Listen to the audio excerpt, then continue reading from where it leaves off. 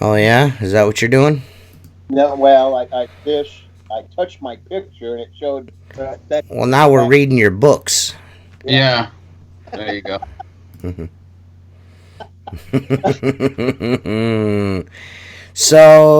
So this is the Squeegee Life, and we're here with Jason Leman. It's Thursday, and we figured Perry doesn't have anything to do, so we give him something to do. So, hey, what's up, David Well, Casnucha? How's it uh, going, bruh? yeah, T, how come we didn't Dustin do a Covey. pre-podcast originally? Well, because I do not have an extra large cup of soda laying around for us to start out with. Yeah, and Yeah. stool. No We need more stool. stool. We need We we need to need talk about stools. stool. We need bigger Yes. stools. Yeah. Stool. Stool. So if you're watching this, give us a like. If not, any news on Perry? Yes, he's a fucking imbecile. I don't know. Apparently, he's super mad at Alex for that website, that fuckperrytate.com. He's super mad at Alex, and it's not even Alex that did it, dude. That's what's so fucking hilarious about all of this is it's not even Alex. Alex got blamed for it because I brought it up during the podcast like a total asshole. Yeah. What's up, Chris Johnson? What up? Yeah, this It's is funny kind. that, Go that ahead. I've heard they can't watch because it's foul mouth. Oh yeah, You know, definitely it's foul mouth. dirty. It's not rated G. Yeah, But they found out about a website that we have nothing to do with. yeah.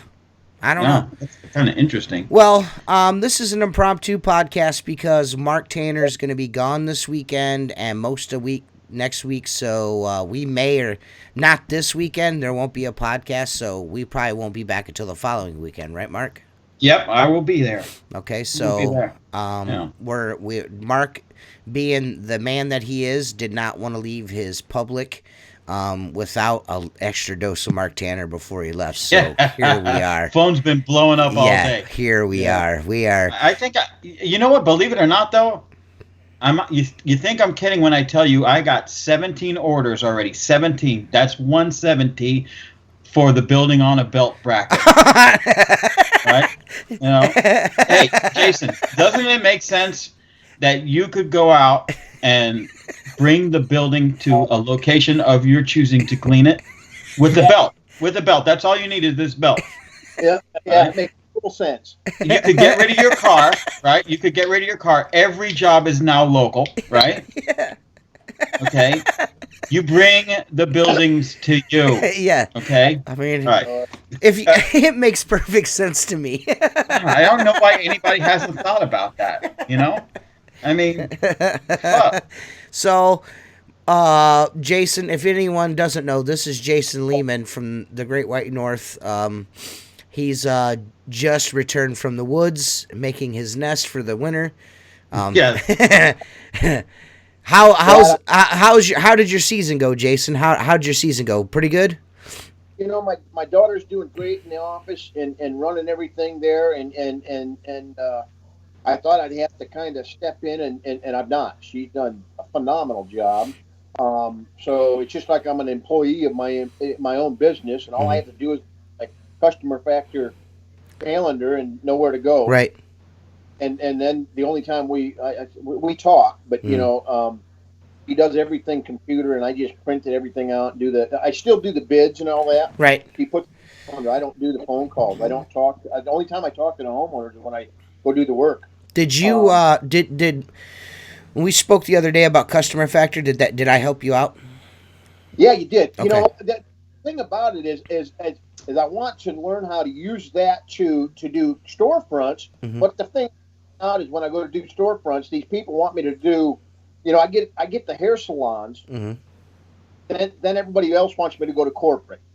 Mm-hmm. You know, like Maurice and all that. So you know, and Rite Aid and all those, and the property managers want me to do the windows, Mhm. but I got to go to corporate to do the big and that Right. and these people Well, on Whidbey Island, they don't like clean. The businesses don't clean their freaking windows. yeah. Here's the thing with that, Jason. Yep. The corporate. I've had jobs that go from pay out of the register or stroke a check to corporate. Okay, so 50% of the time it's going to become a problem because now you're not going to get paid. Or you're going to fight to get paid. Yeah. But once you get straightened out with that corporate, I have to understand you have ample opportunity because now corporate recognizes your company as an approved vendor for Rite Aid. Okay, so guess what? When one of the Rite Aid district managers goes, hey, this whole area here looks like shit, and I don't know who we're paying to do windows, but they're not keeping up with the job. Or the manager mentioned he's looking, who's our authorized vendor? They say it's Jason, and you can grow your company that way. But again, dealing with corporate, like I said, the first 90 days with any corporate account is always a bunch of hurdles. But if something goes corporate, the first thing you do is send them your insurance certificate, send them your W-9, send them your proposal, your pricing. Get that out of the way right up front because, a lot of times it's a 30 to 45 days on the first pay, and then they'll go, oh, we don't have a W-9, Jason, we can't pay you, or we don't have your insurance, so we can't pay you. And that's usually just a tactic to drag it out. This way, you get it down right up front, and you tell corporate, listen, I have this policy in my company. Once a location hits 3 months or whatever you choose, mine's 3 months. Yeah. If I have a good relationship with them, I'll let them run because you're going to get paid. But you say, hey, the job goes on hold, until we get caught up because I can't afford to make, to run my business that way. And usually, I got corporate jobs that pay in 10 days. Dude, Whole Foods, you have to go online, process your invoice on their software, and in less than 10 days, the money's in your bank. No questions asked. See, I one hair salon at the beginning of the year, the hair salon corporate got rid of the one company. So I know how to deal with it. It's just like Rite Aid. I got to figure out who the corporate is. Yeah. I gave them the main card. They'll hand them out, and then when my daughter gets the phone call, I'll deal with it from there. Well, and one thing you gotta also remember, and you've been in business for a long time. I know TJ's been around for a long time as well. When you walk up to a Rite Aid, we don't have too many Rite Aids around here anymore. We have Walgreens and CVS and an occasional Rite Aid. When you walk up to a Rite Aid and it's dirty, there's a reason it's dirty. Okay, it's not because somebody like you hasn't walked in and solicited them. Yeah. It's because either they don't pay their bills, they're not interested in the service, they figure they got cashiers making $10 an hour and they're going to stick them with a bunch of Home Depot window cleaning equipment and say, guess what, when it's slow, wash the windows. Do you know what you're doing? No. Do we give a shit? No. But you're going to do something while you're getting paid so you're not sitting there on Facebook on your phone. You understand? Yeah, I do. For me, at least around here, Walgreens and CVS are so cheap, I mean, they're not even worth, because they'll entice you. Well, I'll give you 20 locations if you do them for $50 a cleaning. And if you're not making money on the one that's 10 miles from your house, what makes you think you're going to make any money driving 50 miles for the same money? Yeah. I work for Nest, and I do another. I do a bunch of banks for another management company. It's a little bit of a hassle getting started because every single one of them want a different kind of insurance, a different kind of rider. They want this, they want that. So you're trying to change your policy up as you're moving. I mean, it's a really it's a shit show, but once you get it dialed in and you get in that system, you're going to start getting calls from, if you pick up that Rite Aid, there's a chance you might pick up another Rite Aid down the road. You never know. Yeah. You know what I mean? A district manager might roll up on the property and be like, "Man, this place looks great." And they'll be like, "Why does everything look so good?" And they'll be like, "Oh, well, Jason Leman does this once a month." And they'll be like, "Well, have just getting the foot in and getting the initial paperwork done. That's what I'm going through now." Right. Well, yeah, because also, just like TJ was saying, if you happen to be out of your immediate area and you pull into a Rite Aid to buy a bottle of water and you notice the windows are filthy, you'll have a contact to call and say, "Hey, just so you know, I will go to this area if you give me, 4 more stores and make it worth my time. I'll make that area look like this area, But again, yeah. I mean, generally, when you get into corporate, they want to pay almost nothing. Yeah. Yeah. And that's what I found out with that hair salon. By the time I was done doing the paperwork, the $50 took me 10 minutes to do the windows. but the paperwork, to fax it in, have the people sign it, took me longer than Right. it wasn't worth the $50. I did that for 4 or 5 years. They finally went and found somebody else. I don't know. They want me to, but it's one of those things.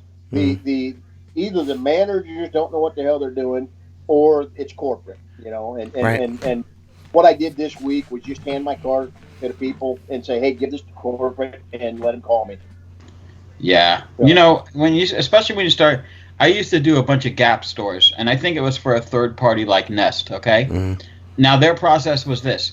You had to go inside the store, use the store's phone, call into a specific number, give a specific code, which was for that store, push in another code that meant window cleaning, and then another code that said interior and exterior, because they were once a month in and out, okay? So here's the issue that I had.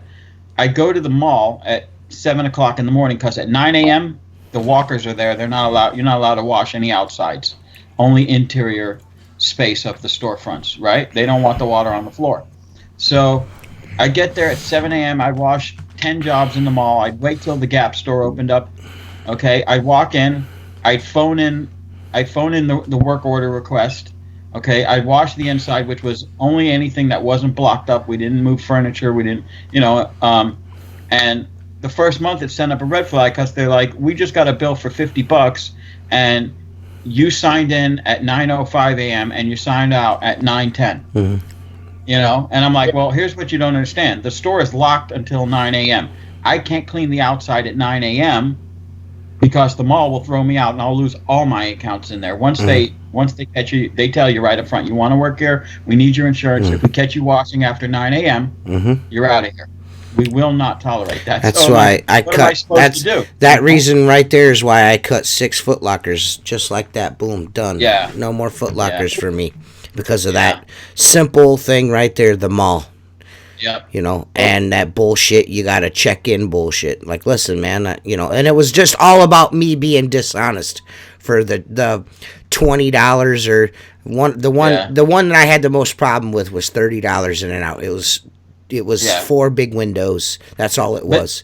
Not only that, you ever notice that people say, oh, man, it must be nice to wash mall glass because you're in the air conditioning, there's no sun, there's no traffic. Dude, I would rather wash a dirty storefront than clean the inside of one of those lint. Yeah. You know that lint that goes on the inside? You carry that shit with you all month Not only long. that, you have to carry your fucking bucket a quarter mile to get to the job. That sucks. Yeah. So, Yeah. I'm good. Yeah, most of our stuff here on the island is storefronts. Again, getting in with who has employees doing it. Windows look like shit. Yeah. Dealing with corporate and so none of them do their windows here, and there's like 5 or 6 of them here. And let me ask you a question, Jason. Have you ever tried this practice? Because you're a big dude. Anyone who's never met Jason, as big as he looks in this picture, he's twice that size. Okay? So have you ever walked into a storefront and demanded them to clean the windows? And Jason ain't no taller than I am. No, yeah, he is. No, yeah, he's not. I could look at you guys right now. No. He's towering over you. Listen, towering over just you shut right up now. for a minute, shortstop record. Shut the fuck up and let the right man now. say. Go ahead, Jason. How tall are you? I'm only 6 foot. Now, fuckface. So You're shut not your 6 foot. Dude, You're I'm like 5'11". You're fucking 5'11". stupid. Okay. You're See? stupid. Oh, he's a See, you're whole still inch not as taller tall. than me. I guarantee, That's dude, right. I've stood next to the guy. Everyone is a giant to you. You're fucking this tall, dude. Get the fuck out of here, man. Listen. Listen. You could lick his titty without even bending your neck. No, that's you. That's you. Oh God. I don't identify as a Mark Tanner. Okay, well, so getting back to what I was saying, have you ever considered strong-arming someone into window cleaning, just demanding to pay you this much, and you're going to like it, and you're going to pay me, and I'm coming back in 2 weeks to collect another 50. They're not worth my time for that shit. Well, hey, listen. You got to ease up on the profanity. Yeah. You guys, both of you guys got to stop saying fucking shit and stuff like that. There's bitch, a lot of people that don't want to watch this motherfucker. because it's unwatchable. Yeah. Richard Whitlock Perry Tate's bootlicker said that we talk way too much profanities on this podcast. It's very hard for him to listen. Oh yeah, Richard Whitlock, the one that kind of chimed in with the gunslinger and then threw me under the bus. I met him at Windows 101 this year, and he says, "I don't want any trouble." I said, "Dude, what I said about Reach It is true, and I no longer own it. I own Simpole." And he said, "Yeah, I went up the direction too." I said, "I know that because dickhead's not supporting anybody." Right. Oh, so his lackey, Richard Whitlock, also went in another direction. That's something you won't see on Facebook when everybody's slapping each other on the ass. You know what I mean? Yeah. Good game. You know what I mean? sounds like someone over there is CNN fake news. Oh, yeah. There's a bunch of fucking fakers out there. All these dudes are different when you meet them in person. When you meet them in person, everything's different. Everything's different.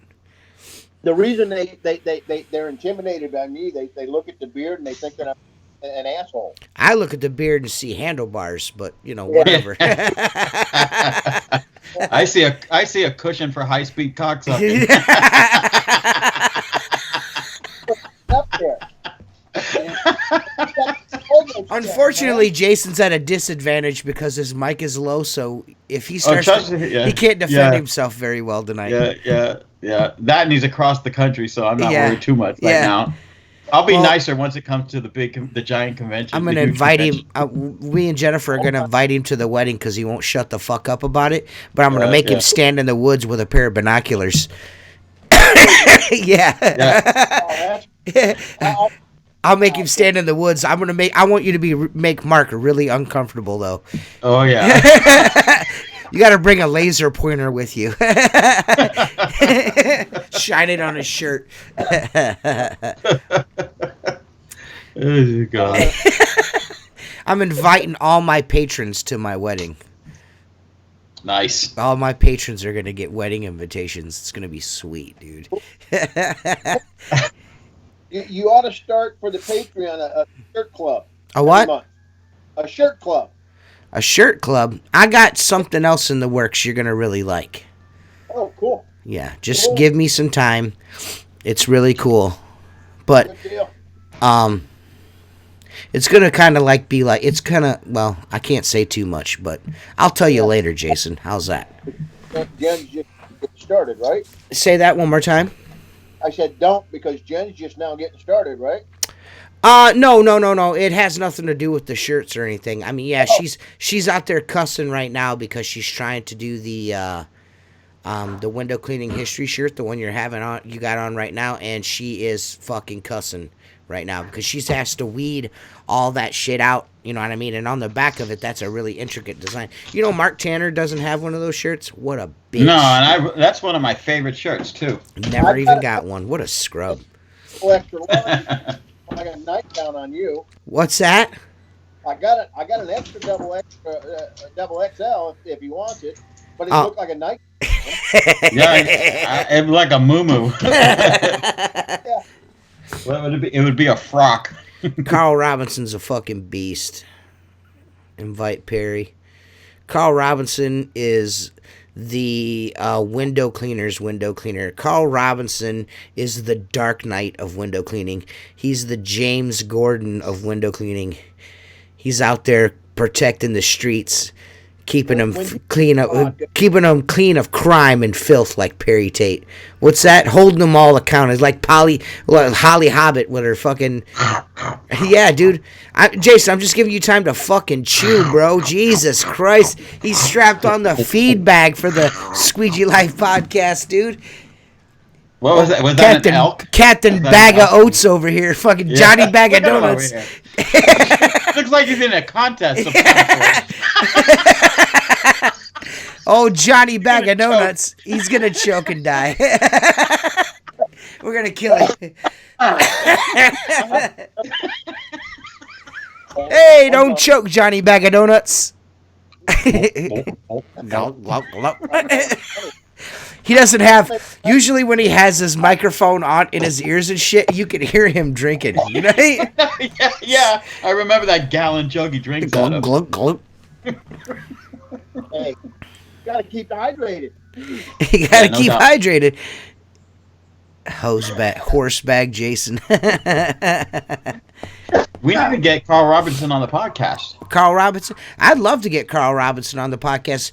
I would like to have Carl. I mean, the only thing is, we probably wouldn't be able to do a live show with Carl Robinson because he's like in a different fucking time zone. Oh yeah. Like way different. Like opposite ends of the spectrum of us. So Wow. what we'd end up having to do is we'd probably have to do it like on a weekend Yeah. and like in the morning or something. Yeah. Just record one and then Mark. what? Where are you headed now? You're done. Where are you heading, Me? Mark? Yeah. I'm going to Brimstone, Tennessee. I'm going to Tennessee riding. He pretended like he wanted to invite me, but he never got back to us with how much it would cost. No. I didn't. You never. You took no. I didn't You ask invited for us. no money. No, you invited us, and then you said, "Let me talk to my wife and see how much everything's going to be." And then that's the last that was ever said about it. Oh no. Oh yeah. I invited you. I could bring and Jennifer I in invited here. you, I could bring Jennifer and I in said, here. "Don't worry about it. We're paid for it no matter what." That we got that cabin You for. said, for "Let me 6 talk days. to my wife, nigga." That's what she said. Yeah, That's what she said. no. Yes, she Dude, did. Yes, she. Listen, bro. Yes, you did. It doesn't matter either way. I wouldn't have came anyways because you smell like shit. And So what? I don't wipe. I'm natural. And I'm you're a not. cocksucker. So Yeah. the thing is this. You're gonna be up here anyways, and I'm gonna have to deal with your ass anyway. So Yeah. you know, what is that's Mrs. Tanner doing? She's putting clothes away. She's waving. Is she putting on a nightie? Anyhow. Is she putting on something extra special for you, Mark? Yep. Hey, Yeah, buddy. Yeah, buddy. All right, Jason. Jason, what are you eating? What do we got today? Potatoes and stovetop stuffing Potatoes and stuffing and chicken. Chicken. and chicken. There you go. There you go. Why didn't you tell us that you hadn't eaten dinner? Huh? Why didn't you tell us you hadn't eaten dinner yet, and we would have just not called you? Oh, you're good. Well, I mean, you're eating like you ain't ate all month, and clearly, after what you just got done doing, you've definitely been eating. You have not missed a meal. Good looking. Well, what people don't know is we've been on for 4 hours. We've only let you see the last half hour, and he hasn't stopped. Oh no. So Jason, are you coming down to the huge convention, the next one in Georgia? Me? Yeah. are you Jason? No. Yeah. I No? got it. Jason, sorry. No, I'm Oh. not. No. Well, you should. We need to get people in there. August is I don't know why they do it in August. I hear Yeah. that it's. I mean, that's my month. I got all my commercials. Yeah, I'm with on. Jason on this. I don't get the whole fucking August thing at all, dude. I don't get it at all. Yeah. Potential, but I've learned that February and when I do my bite He's got a hairball. in August, Uh huh. and that's one of my busiest months. So, hell, if my daughter, I can look at Customer Factor now. She probably got it half booked already. Right. Yeah. You know, she's already booking. Into the spring already. Wow. That's nice, So, man. It sounds to me, Jason, that you need to bring some help in there, man. Sounds to me like Jason needs to get a microphone. I mean, you Yeah. got all this money, go buy one. Here Yeah. is better. Yes. Yeah, that is better. You little shit. Frightening, but better. Headphones work. Yeah. I need a new computer. I just haven't had time to go get one. I mean, you're rolling in the dough, bro. No. Yeah, Hold come on. This dude's got more pulls No. than Philip Yeah, Alexander. yeah. Jason's fucking killing it, man. Don't let him fucking fool you, man. I work for the government, don't you know? Now, we all work for the government. You're just doing a lot Yeah. better for the government than we are. Yeah, Jason yeah. might actually be the richest man in window cleaning. Hold think on. so. Funny thing is because the cost of living. You know, I seen something on the news the other day. Seattle is having the people that work in Seattle, they can't live off $100,000. Yeah, Really? yeah, because that's the cost of living here. I mean, the cost of living is astronomical. God damn, 100 grand's tough to live on, huh? Yeah, well, Wow. yeah, well, you got Google and Amazon in Seattle, Mm-hmm. and you know it's kind of, if you drive into Seattle, thank God I don't do it but once a year. It's kind of like that you hear on the news with San Francisco, the homeless. From the time you hit the Seattle county line, There's King shit County, everywhere. huh? There's shit everywhere, like Yeah, feces on the sidewalk. Yeah. Tent city is what they call it. Wow. Under the underpasses, all the way from with county line to South County line. It's just ridiculous. The cost of living there is so shitty. So, you know, just like today, that job that I was doing a bid on Mm-hmm. had 35 double hungs Mm-hmm. and sliders. That price on that for that homeowner for in and out was $826 for the price. She's got to talk to her husband, and they're doing a deck, and they want to kind of schedule it after the deck's done. How many double hungs? 35. 35 double hung windows, in and out, and 3 patio doors. $826. Damn. God, dog, dude. So, okay, what do you Jesus get for a Christ. storefront up there? What do you get for an average storefront up there? And I try to get 50, but and I'll even drop it down to 35, and they 35 a cleaning or 35 a month? Well, a lot of them only do it monthly here. Yeah. If you can get it, a lot of them do it monthly because they don't want to go bi-weekly. Yeah, there's a lot around here that only do. There's. Now, I do my Dairy Queen, and I do it every 2 weeks. I get $100 for in and out. How long does it take you? An hour. You know, doing it for 4 years, so I've got it down to a science to where they don't get that dirty. Well, you know, they do get dirty because I got seagulls that shit all over it. Right. Yeah. And it's just one of those things. But the cost of living out here. That's what I'm saying. When people say, "Oh, you're raking in the dough," no, it's relevant or relative because I'm spending that kind of money. Right. You know? Yeah. What is a 1-bedroom apartment, average size apartment, rent for in Seattle or where you are? You know, a 2-bedroom in Seattle. You're talking. No, where you are. Never mind all that. Where I'm at. You know, 1,800. Wow. Yeah. Yeah. So the cost of living is just like the big cities, and so when you're on the coastline, except in Florida, I will say that the price is damn near double from what you're getting, TJ. Mm. But because of the cost of living, Right. you know, the house I live in is probably a $70,000 house where you're from. Mm. Out here is $350,000, $400,000. Right. Okay. So, yeah, that makes sense. You know, it is you could a 2-bedroom home in California is fucking a couple $1 million. So you know what I mean. So. Yeah. And we're little California. Right. Right. We are. Any laws that California wants to try, they send them up to Washington. So what role does rain play in the life of your window cleaning business, Jason? It's raining right now, and I've got 2 jobs scheduled tomorrow. I'll probably go do them. You know, we have rain season from probably September through March, and if you don't work in the rain, you don't work. Right. You know? And are people understanding of that fact? Like, Yeah. they're not like, And oh, it's raining, you can't do the windows. Yeah, well, you got to, and it like today, right now, I wouldn't go out and work in it because it's kind of, when it rains where you guys are at, it's downpour. Yeah.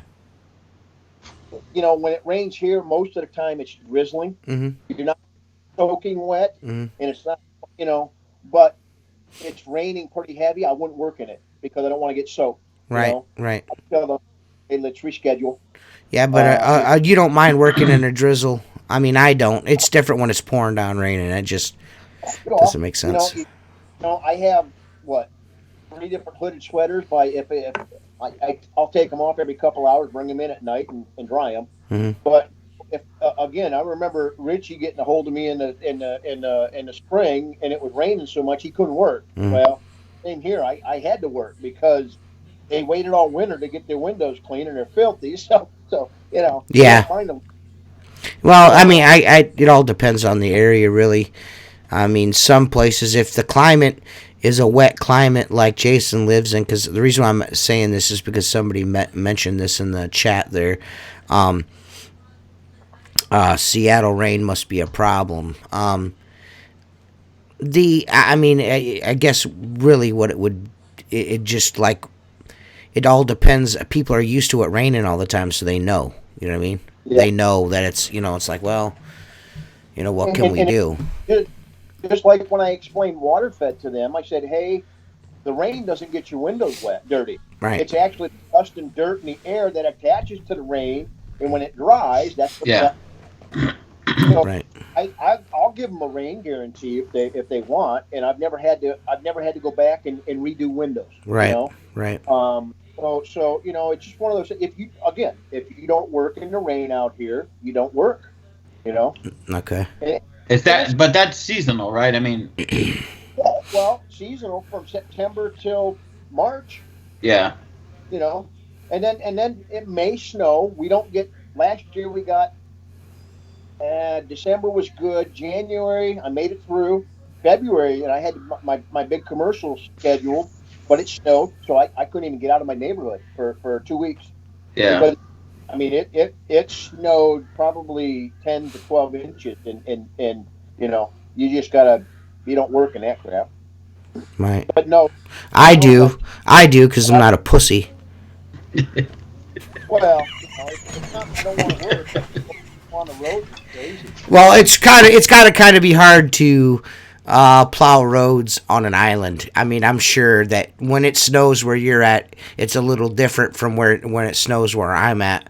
I'm a mainlander, so you're on an island, so it's probably, it's a more of a, probably a smaller operation than what we got going on around here. If the roads get bad around here, the township, the city, and the state will fucking be plowing. Where you're at, you're probably just like, all you got is the township plow truck, you know what I mean? And your neighbors, you know what I mean? So it's a little different, I'm sure. Is he frozen? I don't know. Why the fuck does he keep looking at me? Making me uncomfortable. Yeah. Well, you make me all uncomfortable. You should look at him. Why are you all mad, bro? Dude, that's a good head swap right there. Yeah. You gotta get on here and steal it. You know how he is about head swaps. That shit drives him nuts. Yeah, you don't like that. Yeah, no. Yeah, I don't know, man. So, you're gonna be gone for how many days? 6. 6? Cool. What are you guys gonna be doing? Riding and taking shit? The bikes up into the mountains, yeah. They're not fucking bikes, so... The side-by-sides. There you go. We're going to take them up in the mountains. It's going to be, totally different terrain than what we're used to here, because we're flatlanders.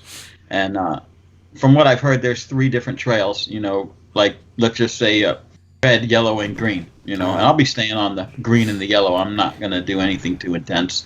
Right. Okay. What? Are you back, Jay? Yeah. There you go. There you are. You're something wrong with your shit there, my dude. You have fiber? Do you have fiber by any chance? Do you have fiber? But any chance you have fiber in your diet whatsoever? Are both those bikes yours on that fucking trailer? No. The Honda, the one in the front on the trailer, is my buddy's, and the one in the back, the 4-seater, is mine. Okay. We put them on there. That's the trailer we just redid. I wanted to make sure we're trying to get everything in one vehicle, one truck, one trailer. Okay. So I'm bringing a smoker up, and the rest of the truck will be bins full of stuff because Kate packs like as if we're never coming home. But that's a good thing. So why are you taking a smoker there? Well, there's going to be 4 couples in total. Oh, okay. All in 4 different cabins. They're all like within, from what I'm understanding, like it's like a community of cabins. There might be 75 yards between them, but these are all people that I've known for 15, 20 years. Oh, so we're not into pegging and cuckolding, so that's why you didn't invite us. No. Oh. I have no idea what the fuck that is, but it sounds funny. Yeah, look that shit up on the internet. You're going to be like, what the fuck, dude? Yeah, not so funny anymore. Yeah, that joke sucks. You all right there, Jason? Jason Leman shit is all jacked up right now. Yeah. You're blurry as shit. You look like the Patterson Patterson Gimli footage. Yeah, you look like the fucking Shroud of Turin. Yeah.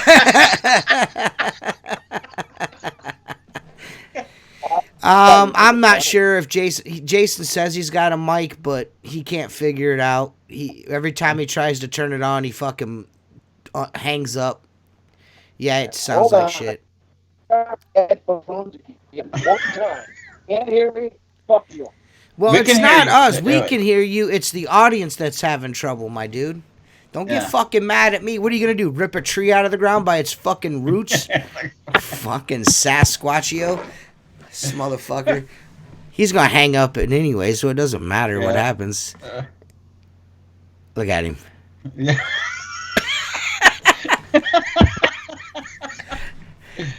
Oh my god. What kind of internet What happened to your internet, man? Your internet was good, and then it just went away. Hey, you got to turn the porn off while you're on here, Jay. Yeah, you gotta turn that off. Look at. Yeah, look at him. I heard a farm animal in the background. Yeah. Jason. Jason. Sheep's gone wild. Jason. Yeah. Jason. Y'all are funny. Mr. Leman. Well, the gentle giant over there. Yeah, it's getting better. Yeah, he's Do you have other computers running or something? Maybe you should shut something off. Yeah, maybe you got more than one program running on your old ass computer. That's how it is. I'll be right back if I lose you. All right, that's cool. Yeah. So yeah, that sounds fun. So you got to make sure that you're going down to Florida, that you are up to Tennessee. You got to make sure that you're Mr. Center of Attention at all times. I got to bring my smoker so everybody can know I can cook good. No. See, what happened was every couple has to cook a dinner. So two of the buddies also have camps out where I have my camp, and they're like, Mark's bringing the smoker, right? And I'm like, yeah, I'll bring the smoker. So there's that, you know. Cool. So everybody's What's up, Seth Byers, you fucking piece of shit? Seth's a piece of shit. Seth hasn't really said much to me and Mark since he stood us up twice in a row to be on the podcast. Man. 2 times he played us, but whatever. I only drove to the airport to pick him up and then brought him to my house, let him fucking hug my wife. You know what I mean? Yep. All that shit. So, whatever. Who am I? Chop fucking liver, I guess. Twice. Stood up twice. Seth's a bitch. Probably rebuilding the set. Yeah. He sits behind a set. He can rebuild a set of these nuts on his mouth. Set these nuts on your chin. Yeah, boy. Yeah. See, way better. Even Cameron said TJ is going to be sad when the Browns lose to the Broncos soon. I got $50 on it, or if I win, you got to wear a Bronco hat a whole episode. Ooh, well, I mean, considering the fact. All right, I tell you what. This is the deal. If the Browns win, you got to come on the podcast, Mike. You got to do 2 hours with us. If the Broncos win, I'll wear a Broncos hat on the podcast. But I'm going to burn that motherfucker as we go out. I'm going to burn that bitch as we go out. It's going to be a MAGA hat in California. Yeah. I only eat cashews. Whatever. You eat TJ shoes too, motherfucker. Yeah, cashews. Well, hey, won't they? They'll be 2-5 here soon, won't they? Oh, they're 2 and. I think they're 2-5 now, aren't they?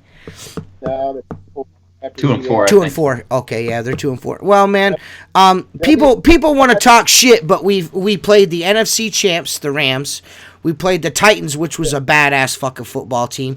The 49ers, which are most likely, in my opinion, it might be 49ers Patriots Super Bowl. So people can eat my fucking gym shorts, all right? Well, the next matchup for them is the Patriots. Yeah, that's what I'm saying. I mean, like I said, I'm not making any, this, that's, or the others. I was not one the people that put the onus on the Browns being the big team this year is the media, not the Browns fan base. The media did that. I've been watching shitty football since the 90s. So you and everybody else can fucking blow me, all right? All of you guys can blow me. the Seahawks didn't do with the shit. They thought they were going to do something with Holmgren, and then he came and went, and then Pete Carroll. They didn't have a winning. Let's Paul be Allen. honest. Let's be honest, Jason. Let's be honest. And anybody watching this, if you've seen that fucking play where they threw that fucking block for that fucking blindside block on Jarvis Landry, give me a fucking break. That was a game-changing play right there. That call right there cost us the fucking game. Period. Point blank. End of discussion. Was that the Seahawks game? Yeah. There was I didn't get. Not only that, but that call where they said that Chubb didn't cross the line of fucking scrimmage, or whoever it was that fucking, on that touchdown, that was another one. So we missed getting into the end zone. Okay, we get the ball, they snap it, they go in, he runs in almost untouched for a fucking touchdown. This fucking coach throws a fucking challenge flag. So the play stands as no touchdown, and we fucking missed the fucking we didn't get, it's a shitty fucking coach. Not a shitty coach. It's a rookie coach, a fucking quarterback that's only played 17 fucking games, which is still a rookie himself. You know what I'm saying? And with a Swiss cheese piecemeal fucking offensive line, our two starting cornerbacks are fucking hurt. Our quarterback security blanket, David Njoku and Hollywood Higgins, are both fucking hurt and out. You know what I mean? So, I think we did pretty fucking good considering our schedule. We got a tough fucking schedule. Look at that schedule and kiss my fucking ass.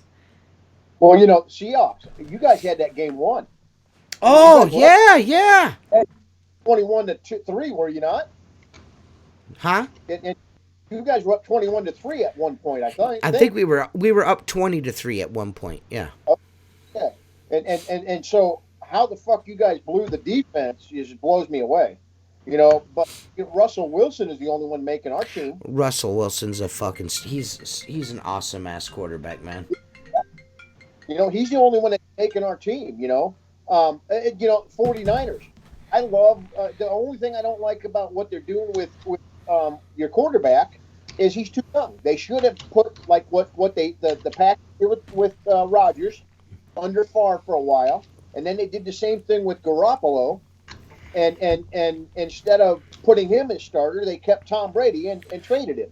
But Garoppolo was under Brady for 3 or 4 years. Well, I mean, when you have Tom Brady to fucking study under, or Brett Favre, look what you're talking about. We had Tyrod fucking Taylor, bro. Well, hold on. And Robert Griffin III. I mean, come on, dude. Didn't you have Johnny Manziel too? Yeah, and all of them fucking sucked. Yeah. And I'm not sold on Baker Mayfield either. The only thing I like about the dude is he's a gamer. That's the only thing I like about him is he don't give up. You know what I mean? He goes out and slings it. He's too emotional. So am I. So whatever. But I thought they should have had that game won, but being up 20-3, I just can't believe they Dude, I only saw past. Dude, I'm telling you, it should have been more than that. They should have had at least 7 to 14 more points, but there were some really questionable fucking flags thrown, dude. Really questionable. I mean, look what happened to the fucking Lions. Good God, dude. I mean, talk about we don't want the Lions to win. You know what I mean? Dude, come on. Those are my teams, the Lions and the Browns. I'm a diehard Browns fan, but the Lions, my grandpa Red was a Lions fan. So, and my Uncle Mike's a Lions fan. My whole family's, half of my family's from Michigan. So, I mean, fuck the University of Michigan could eat my shit. But the Detroit Lions are okay. You know what I mean? And the Red Wings, of course, are awesome, but anything else can eat a dick. So, that's just me. Hey, listen, man. Mike the Glass Guy, I asked you 3 times at the huge convention if you'd come on the podcast, and you said you were going to, but, whatever, bro. It's all good. We could do your little bet. That's a toss-up. Broncos suck this year. Mike, you might be podcasting. Oh, I can assure you Mike is podcasting. Because after that fucking Patriots game, we can fucking run the table. We got to play the fucking Bengals twice, the Steelers twice. That's 4 games right there, huh? Those teams aren't doing where they should. No! And we got to play the Ravens again, which we've already beat the Ravens in their house. They got to come to our house. I'm telling you, yeah. Well, we have a good chance to win our division. We really do. Say you may have a winning season yet. Yes. But I'm surprised the Seahawks are 5. What are they? 4-1 or 5-1? Listen, man, they're 5-1, and Russell Wilson is a fucking G back there, dude. He's a G. Yeah. Russell Wilson is what I hope Baker Mayfield turns into. They're around the similar height. They have similar play style. Yep. Baker Mayfield's he's a young buck. He'll season and he'll start to clam up a little bit and stop being so rambunctious. But he's young and full of piss and vinegar. Just give him a little time. He does have the skills to pay the bills. A lot of those interceptions this dude is throwing this year, these motherfuckers need to catch some balls. Look the stats up. Look the stat. I think 7 of the interceptions that he's got this year are all deflected off of a receiver's hands. Like the receiver tries to catch the ball or tosses it up in the air or whatever the fuck they do, and it gets intercepted. He hasn't thrown too many clean picks. So, and I watch every game. And again, I'm a Browns fan. I've been a Browns fan my whole life. I'm not a fucking Browns fan when they're good and, a fucking Patriots fan when they're not. I'm a Browns fan all the time. I'm a Cleveland sports guy, all Ohio, for the rest of my life. Everybody can suck my fucking whole wiener. The whole thing. What do you think of your buddy there, the NBA boy? Who, LeBron? Fuck him. Good. Fuck LeBron, dude. Dude, I've been all about fuck LeBron since he came back the first time. When he left and came back and we won that championship, everybody wants to talk all that shit about LeBron and this, that. If Kyrie Irving hadn't have made that fucking basket, we wouldn't have won, period. If Kevin Love wouldn't have D'd down, we wouldn't have got that championship, period, point blank. That's the end of the discussion. Russell Wilson should get MVP this year. I'm telling you, Seth Byers, he's playing like it, man. He's out there. Yep. That whole team is Russell Wilson. Yep. Because they ain't got a defense for shit. So. Right, they don't. So, I'm telling you, man, that Russell Wilson is the truth. I mean, he may not be Tom Brady, but he's the truth for sure. Yeah. I tell you who's going to be really good is the 49ers, man. The 49ers are going to be something to be reckoned with for a couple of years, man.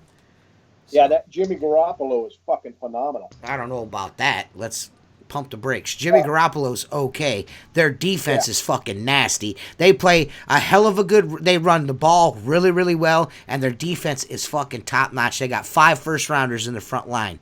They got the 4 down linemen, all 4 first-rounders, and the middle linebacker, first-rounder. Those are all first-rounders up front. So they can get to the passer, and they can stop the fucking run. They can do both of those. But the thing that's going to change for the 49ers is they lost their tight end. Or not their tight end, their fullback, and their fullback is a G. I think their running game is going to suffer. And I also think Garoppolo is going to suffer, too, because that's a release valve for him. But this ain't a football podcast. I could do a football podcast. I thought about doing a Cleveland Browns podcast because I'm so passionate about my Browns, but fuck, there's enough of that shit going on. That defense got nasty when Sherman showed up. Dude, that's what I'm saying, man. Sherman, I'm telling you, Sherman in San Francisco, I mean, that really tightened him up. First of all, fuck Sherman, because he's a lying-ass bitch. He didn't shake my hand. And then we got him on video shaking his hand. You know what I mean? Come on, bro. Get the fuck out of here, man. Hey, that's the kind of shit he pulled in Seattle, too. Well, see, the thing around here is not a lot of people in Cleveland. I mean, there's like half the fan base doesn't like Baker Mayfield. They don't like him because he planted the flag in the Buckeye Stadium, and they're all Buckeye honks like, fuck him, he beat us. I'm a huge Buckeyes fan too, but I don't give a fuck. That shit's in the past. I mean, he whooped our ass. You know what I mean? Baker Mayfield came in our shit and fucked us up. I mean, what else you want? When they drafted him, Buckeyes fans were committing suicide. They were jumping off the horseshoe and everything. It was terrible. Poor guys. Well, the funny thing is they need to be more like MMA. When the guy gets his ass kicked, he's grateful.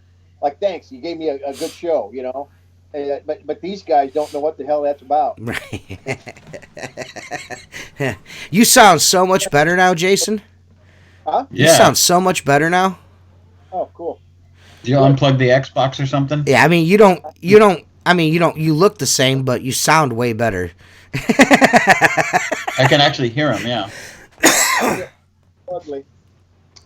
Yeah, so that's enough football talk. Does anybody have any questions? When he planted that flag, I knew Mayfield was a G. That's what I'm saying. He's a fucking G, man. Whatever, bro.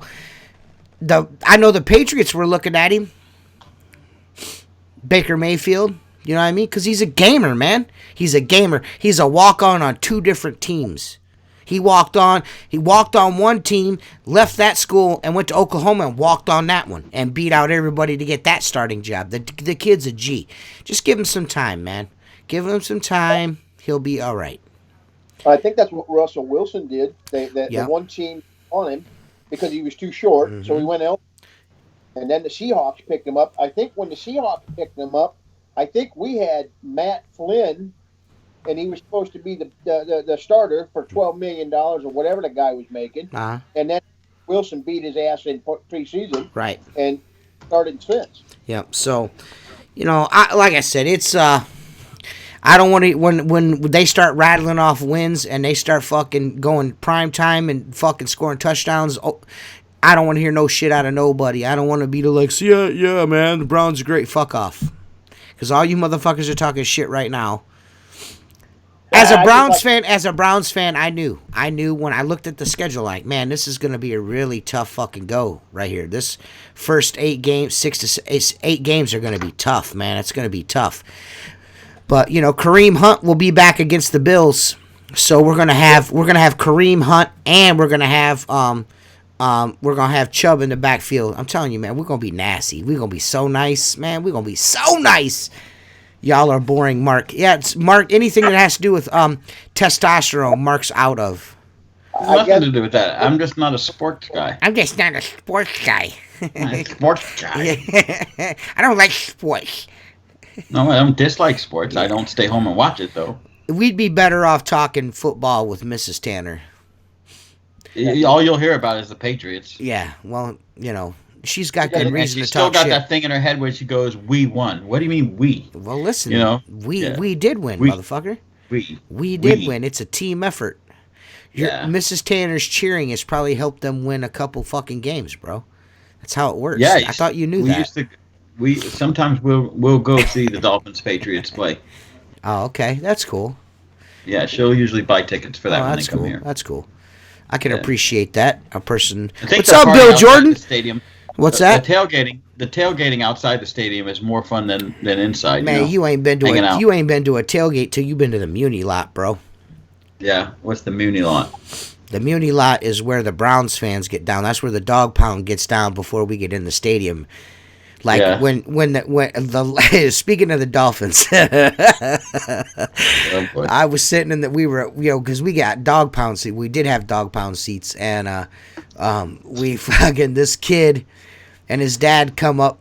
They start walking up the dog pound stairs, and first of all, you got a fucking 10-year-old kid with you. You're all decked out in Miami gear, and you're sitting in the dog pound. You're sitting in probably not a good idea. The feverish fan section, you know what I mean? And these kids, you come out of the tunnel, they start walking up the stairs, and everybody, like a whole fucking group of people stand up, and they're like, assholes, like fucking 50 people screaming at this dude in this. I mean, it's no class at all. We have no class, but whatever.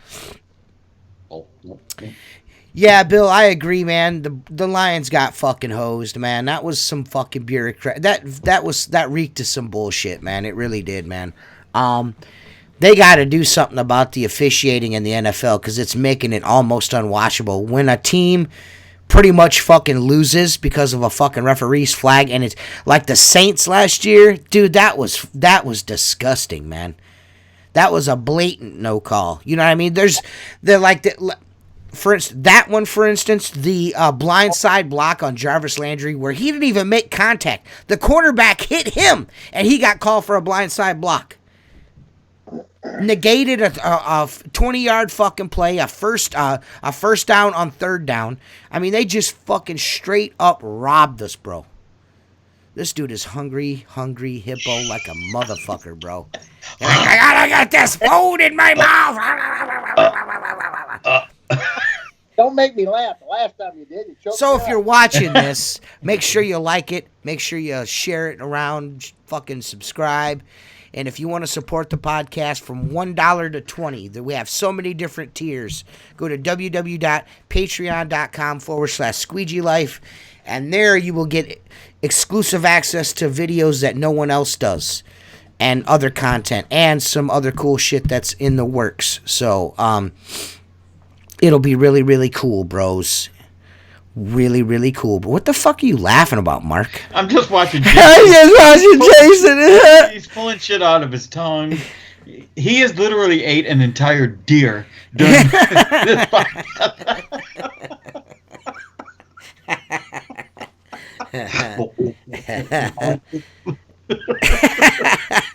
I love that guy though. Jason, I've got to say this though. Meeting you was a highlight of the trip, even though I didn't even have any idea who you were. I knew the name, but when I met you, I said, "This is a good dude." So you know, I crack on you, but I got mad respect. Yeah. Well, you know, the funny thing is somebody said, "Oh, join Facebook. It'll do good for your business," and you know, I've not used it to where it does good, but until I went to that meeting or till I met you guys, I didn't realize how answering questions for people, you know, affected people. You didn't realize, you know. So until I went to that, I would have never known. Yeah. You know. Yeah. You guys and Richie and his beautiful wife and Josh and I think I missed Tim, but for some reason I just didn't get to see him. Yeah, he was on the second floor somewhere. Yeah, he was on the second floor somewhere. Yeah. I must have just jumped out of the room every time. I thought I caught him. I think we might be getting Tim back for some podcasting here soon, so that'll be cool. Yeah. Cool. Yeah. So. Well, it's here. Yeah. He's talking like he wants to get back in. We'll see. I'm hoping that he does. You know, but you know, we'll see what happens. You know, and how about Josh? He needs to come on. Josh, fuck Josh. Hey, tell him to dress up as the Cowardly Lion. He looks just like him. He does. Yeah, put him up. Put him up. Put you with one hand tied behind my back. So, I'm going to put this out there now. Anybody that's watching this podcast that would like to be... What? Would like to be a part of the Halloween episode, shoot me a private message, okay? Yeah, we could do some bang-up stuff. Yeah. Mark. Yes. Will you take the reins of the podcast for a second? You and Jason Absolutely. talk amongst yourselves. I'll take care of business. All right. So where are you, Jason? You look like you're obviously upstairs. Is that your office? In my office, you know. Yeah. I'm in my office. You know. Yeah. Well, it sounds to me like, I mean, how's your is there a selection? You know, like if you were gonna hire someone, are there a lot of people in your area looking for work? I mean, if you have obviously a lot of homeless, you don't want that, but well, but with the economy going, the problem is, you know, it's going so good, it's hard to find somebody. And, you know, yeah, it's one of those things that equipment is cheaper to me than an employee. Yeah. And so I can do with the equipment that I have, I can do what a company that has 2 and 3 guys can do in a day. So find somebody that'll mimic me. What I'm going to probably do is when the next season starts, I'll probably end with me. Yeah. Them and go from that point, and so they can go into the houses and learn how I do it and how I treat homeowners. Yeah, well, you gotta mentor them for 6 months to a year, you know, for a while. Nobody's going to be you. I mean, you know, we all say that are self-employed and we're physically working in our businesses if we had a couple more of ourselves. Yeah. You know, that's where people make mistakes and think that when they bring in partners, the guy's going to have a vested interest. But now you got personality conflict and everything else that goes with it, you know. But yeah, I mean, if you're keeping a full book and a full schedule on it and it's working for you, then that's great. You know, and so many businesses talk that have a lot of employees. They all say to me, Jace, if you expand, you either go big or at, but you're never going to make any more money than you are right now. Yeah. No, And, that's correct. Being in the middle is not where you want to be. yeah. Know? And the only thing that I'm looking for expanding now is because, I'm physically getting beat up. My body, Yeah.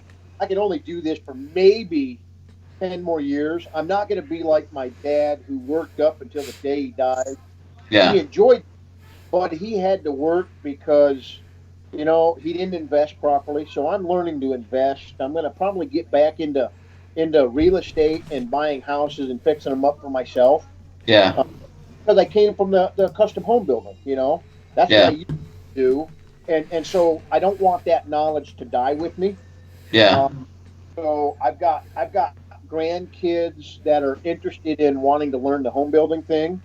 So if I can do that on my own in my own terms and build it while I'm still doing this, but again, I got to find put my daughter on, and she's doing great. But if I can put one of my grandkids in it with me, I had my oldest granddaughter lives in New York, and she was supposed to move out with her new husband, and he was going to work for me, and and I was going to train him, and I was going to let her kind of help my daughter in the office, and Yeah.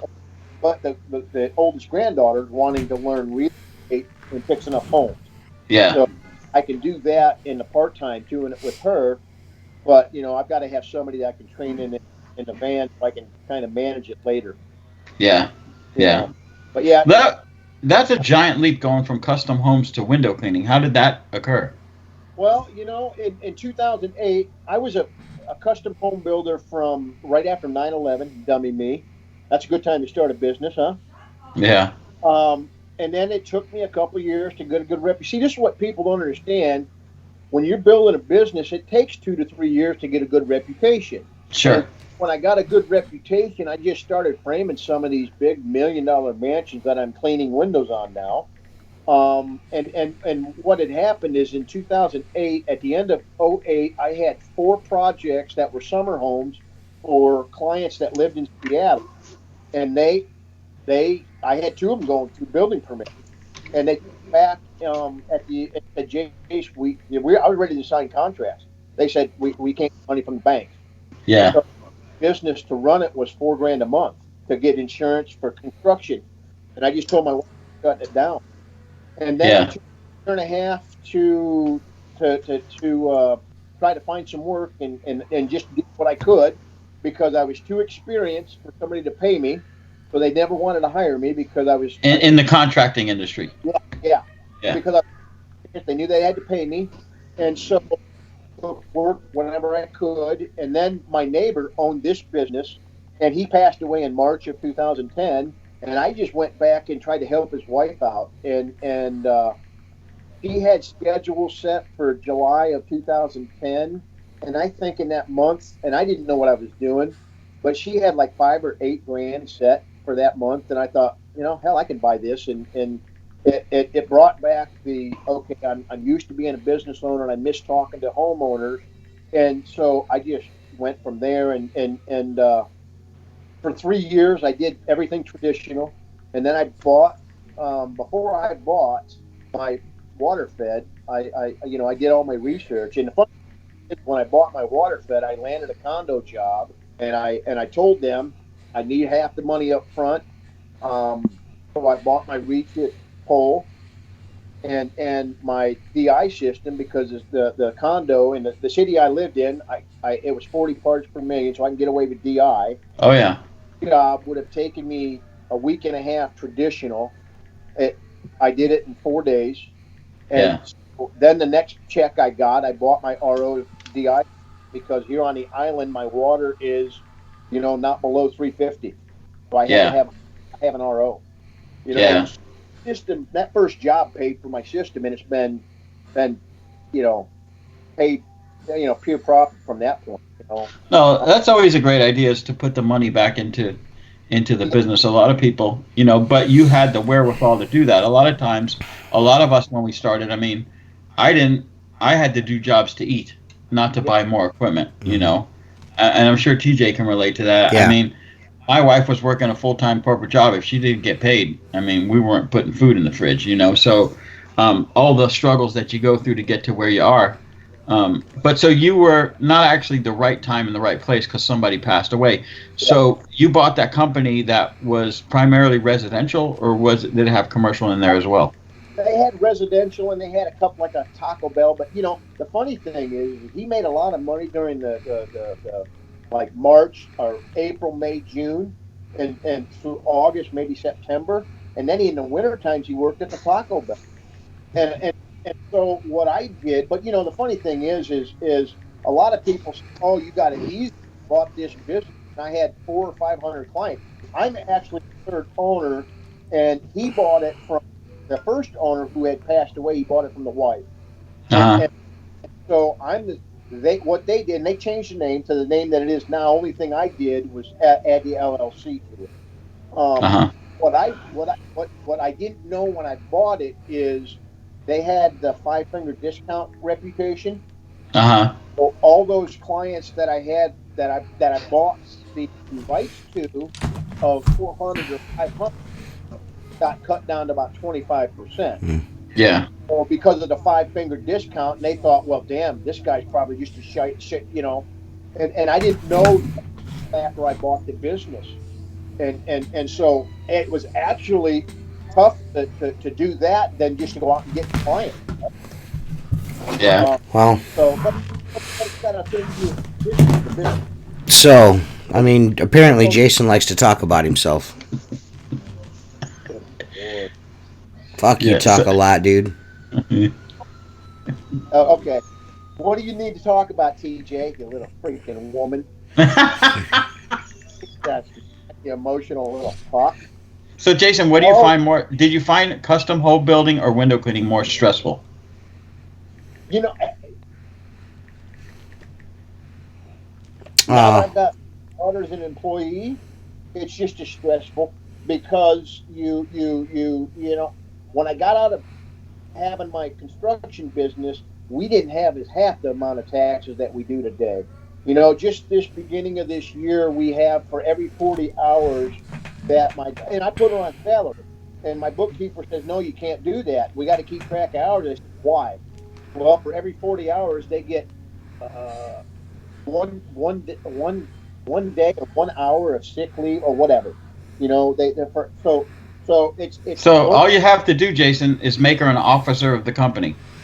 I know. So speaking of fucking serial killers, like we're talking to one tonight, have you guys fucking seen this shit with this Samuel Little dude? No, who's that? This fucking serial killer. He's like he's in the 70s, like mid to late 70s.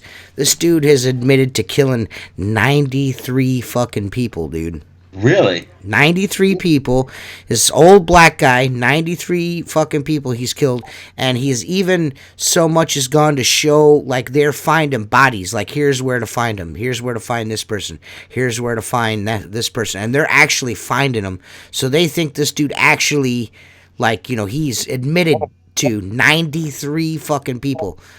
Really? That's pretty crazy. And at this point of his life, he's coming out and saying, "What's his name?" Samuel Little.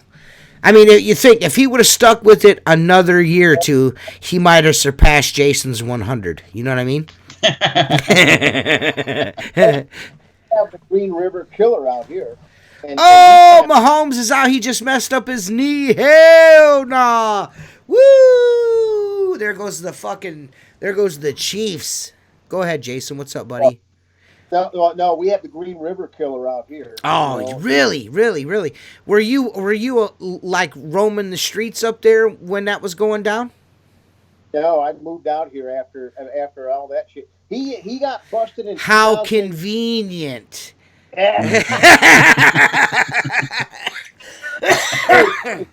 All right, this is a Squeegee Live podcast, and we're here live with the real Green River Killer, Jason Leman. The beard, man. Right. So you moved out there afterwards? After he was captured? You moved out there after he was captured? I think he stopped killing in 2000. Gosh, when did they do it? By 2003, 2004, but he was in the 90s. And when they caught him, Uh-huh. he showed them some of the bodies. He Wow. told them what, and they went out and found them. They went out and found a couple, so he's finally in jail. But it took him years to do it. Wow. You know, he Wow. started in the late '80s, early '90s. Yeah, But see, we got that's what my other they straight popped his knee back in. It was gnarly. Ooh. Hey, ask him if it's anything like the Joe Theismann knee. No, that was a leg. That wasn't a knee. That was a he fucking that you're thinking the Willis McGahee where they fucking helmeted his knee and his fucking knee went. You remember that one? That one was terrible, dude. Or how about Anderson Silva breaking his leg on Chris? Oh yeah, that was so gnarly, bro. Carl Robinson is an asshole, dude. Yeah. Hey, Jason. Carl Robinson wants to know. Jason. Yeah. Carl Robinson wants to know: is it true they found a fully intact femur bone in your septic tank?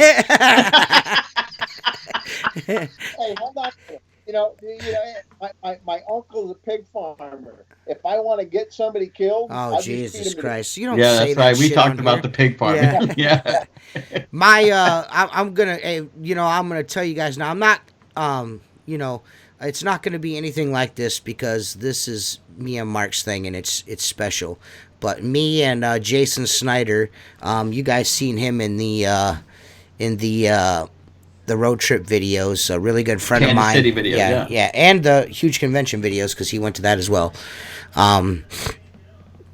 Jason and I are gonna we're starting another podcast. It's not gonna be like this. It's only gonna be maybe one or two a month, but it's gonna be about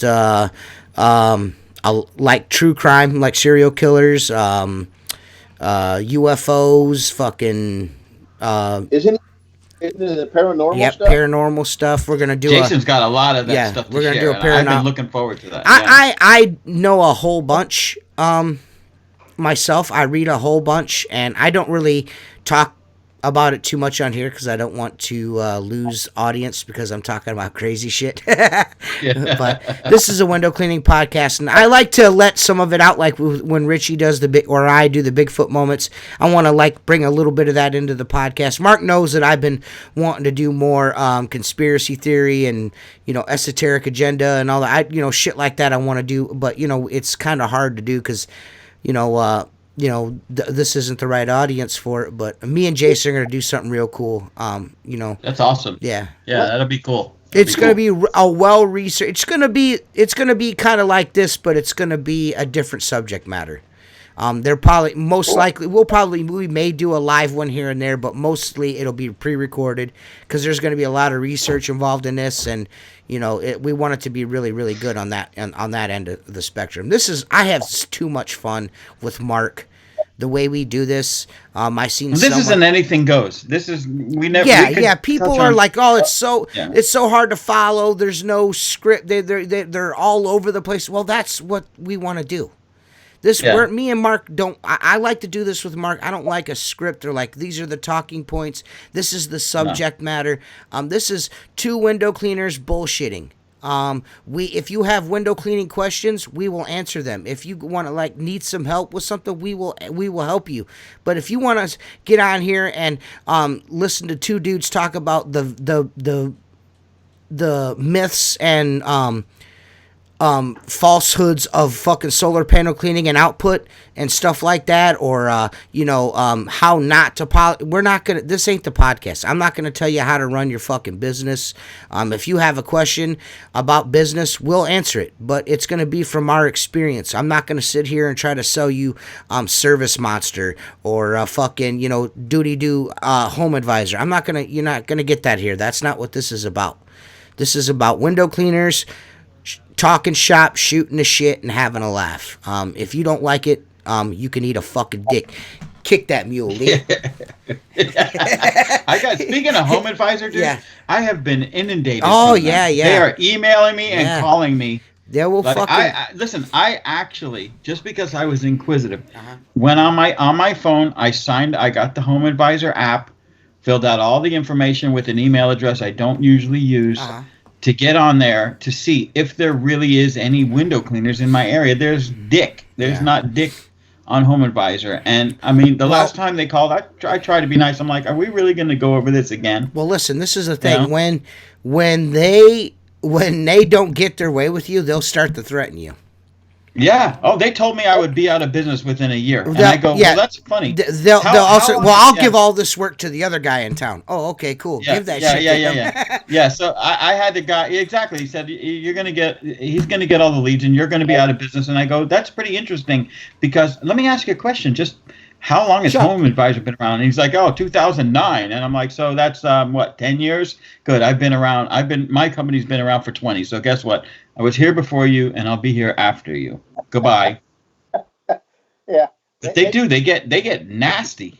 They don't like it. They don't like it if you're like, I'm not interested. They don't like to hear that. Yeah. Yeah, they're very aggressive. I don't even respond. Say that again, Jason. You're breaking up.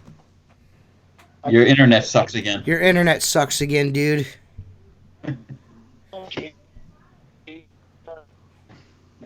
Bye, Jason.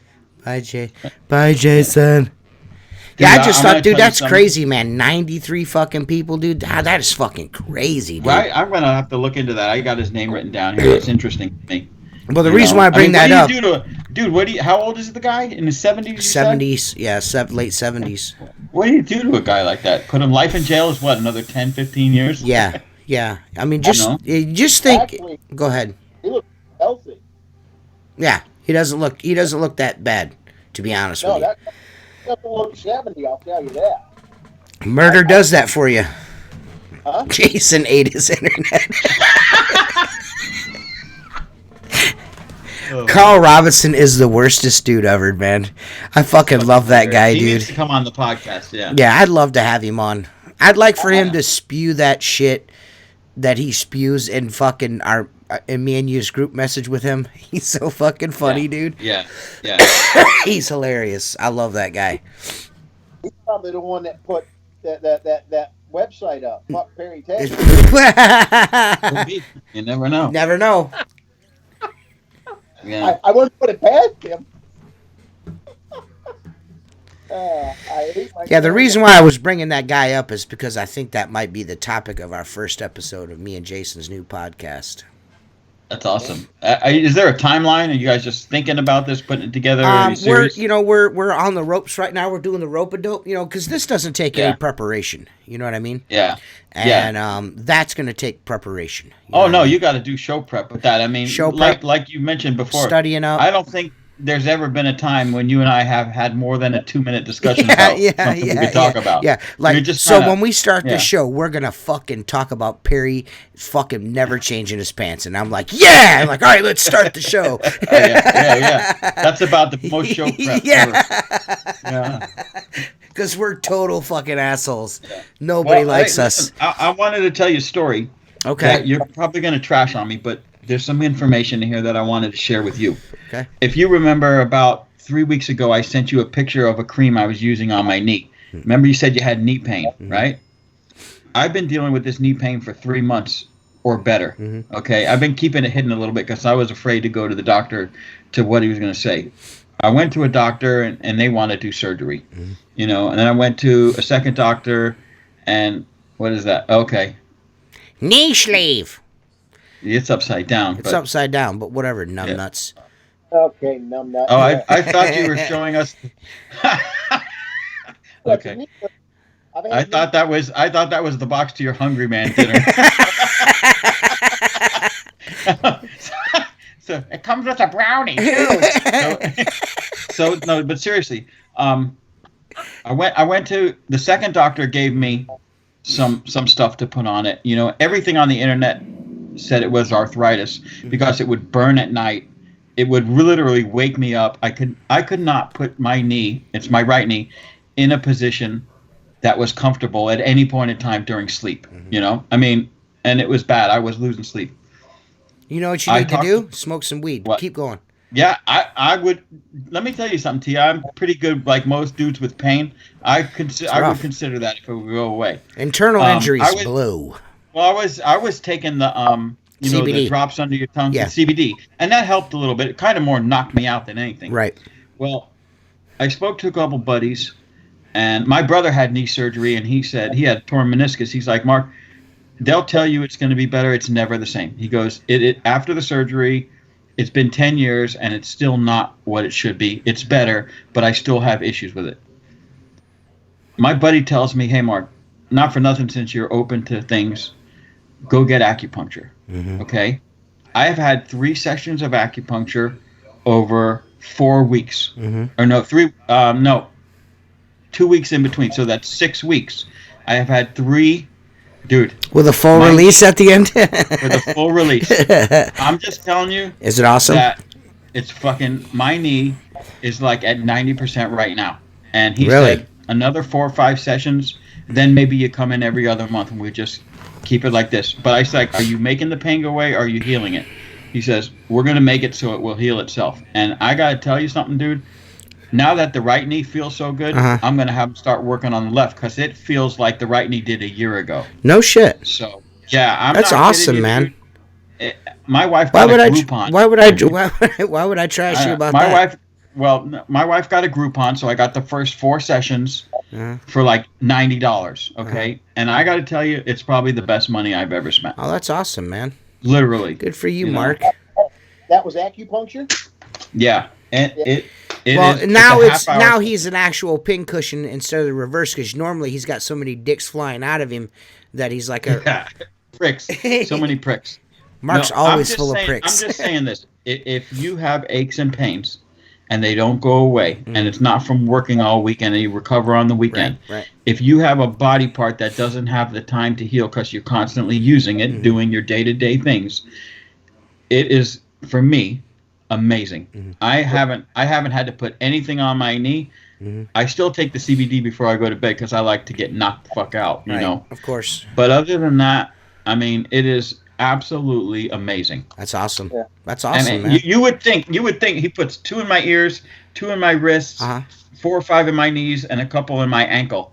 And I'm like, this is a bunch of hokey bullshit. He goes to me, you need to put ice on this tonight. And I go, the last time I put ice on it, Doc, I couldn't fucking move. He goes, what I'm doing to you is going to cause it to swell. So put ice on it tonight. 15 minutes on, 20 minutes off. For at least, for about an hour. I did that. Okay. By the second session, I was at 70%. Oh, no shit. No pain. That's awesome. Yeah. And today I went for my 3rd session. I got maybe 10% pain that I used to have, and I'm looking forward to when I come back from my trip. I'm going right back. Oh, that's awesome, man. Good for you, dude. Good for you. Really has helped. Fucking really acupuncture. What a fucking homo. Well, here's another thing. You ragged on me this about a month ago, and here's where I got the idea. My wife I have an older lab, Shelby, and she's got hip issues. She was born with those hip issues. Don't tell me the dog gets acupuncture, does she? So I have my wife. Your wife is awesome, dude. Mrs. Tanner's the shit. Yeah. Dude, I walk in the house and the fucking dog is laying on the ground like a pincushion. Right? There's like 30 needles in the dog. And I go, what the fuck is going on in here? We're getting Shelby acupuncture.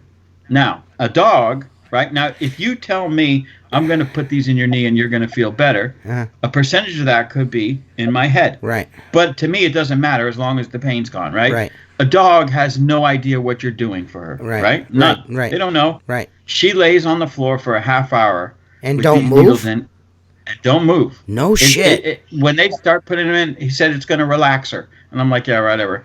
Dude, the dog just lays there.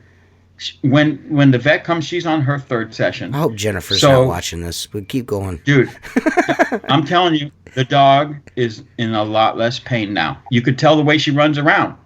She doesn't limp. She doesn't. I'm just saying.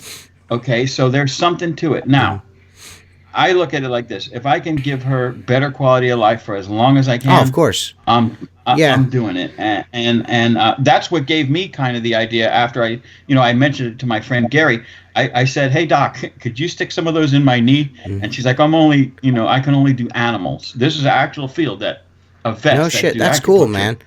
Yeah. And she said, well, listen, I strongly suggest you go do it. Keep an open mind and go do it. I'm like, at this point, I don't want surgery, so I'm going to try it. Right. And for me, I am very happy with the results. Well, I can tell you this, man. I was thinking today. So, have you found out? Because I've got some scheduling coming up here that I'm been scheduling around stuff. Have you heard anything about your trip to Ohio yet, or is it still up in the I'm air? moving it. I'm moving it. I'm moving it to So the very it's end. Yeah, very I'm going to move it to the end. end Yeah, of the November? very end of November. Yes. Oh, okay. Yeah. Oh. Yeah. Do you really have? Are you really doing? Yeah, I won't seriously? be in town that week. Dude, I'll move it. I own the job. I can do what I got. Yeah, but we've already gone over this once. Like literally, yeah. That's Jennifer's birthday week. I got shit. I'm not gonna be around, dude. Week of the I tried to tell you that like 12 times. You thought I was bullshitting. I'm not bullshitting.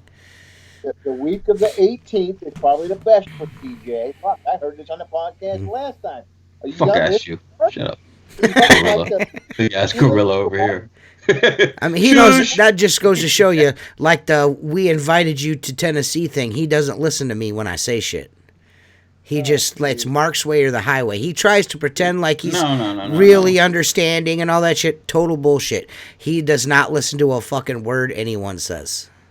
You know what? I think I'm going through the change of life.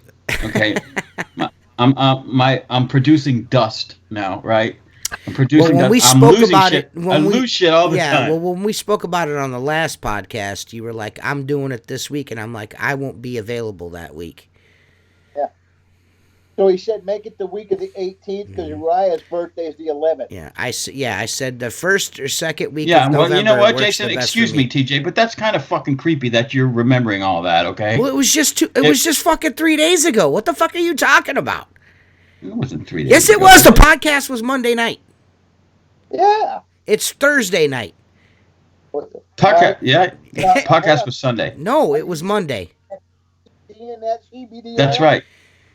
Yeah, Nah, I'm taking it on an IV. Yeah, you need to do I'm something, taking bro. it anally. So you've scheduled it for the last week of November. Yes. Well, you're gonna have to change it because that's. I can move it. Yeah. I can move it whenever I want. Okay. So you want me to go into December? Listen, Is that what you're saying? No.